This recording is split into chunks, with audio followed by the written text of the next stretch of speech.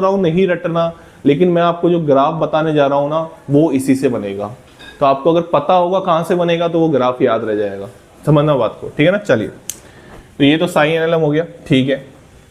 तो अगर मैं यहाँ पे ध्यान से सुनना, अगर मैं साइन स्क्वायर की बात करता हूँ तो क्योंकि रेडियल प्रोबेबिलिटी, ये प्रोबेबिलिटी डेंसिटी को डिनोट करते हैं साइन स्क्वायर से, किससे डिनोट करते हैं? साइन स्क्वायर से।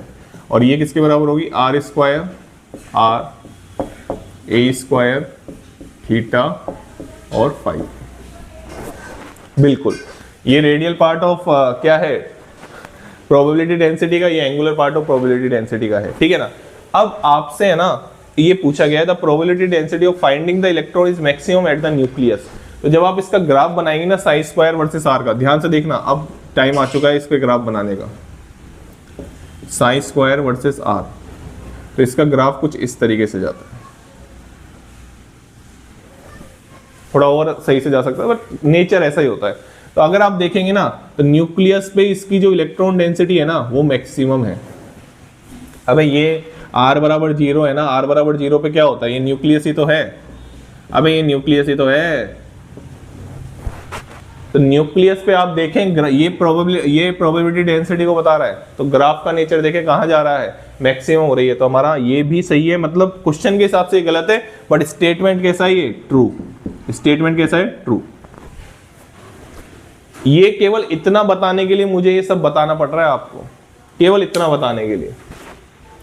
आपको अगर एक तरीके से बात में एक चीज अगर यहाँ पे समझा दूं ना, अगर आप ध्यान से सुन रहे हैं मेरी बात, तो कि जो आपका नोड होता है ना, नोड, अगर हम रेडियल नोड की बात करें, रेडियल नोड की बात करें तो रेडियल नोड के लिए क्या होता है कि r का जो फंक्शन होता है ना वो 0 हो जाए, और सिंस कि वो मल्टीप्लाई में थे तो ये भी हम 0 बोल सकते हैं।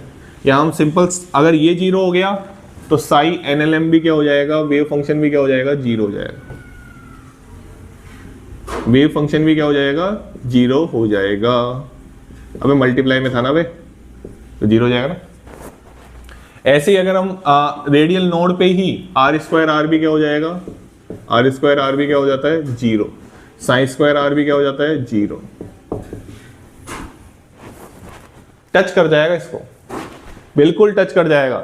एनसीईआरटी में 1s और 2s के ग्राफ दे रखे हैं, और मैं कह देता हूं आपको, अगर वो जिस दिन ग्राफ आएंगे ना जेईई मेंस में, वो एनसीईआरटी के ग्राफ मानेगा। उन्होंने हल्का सा टच करवा रखा है उसको नीचे, हाँ इसको यहाँ पे टच करवा रखा है, तो वही ग्राफ मानेगा सही।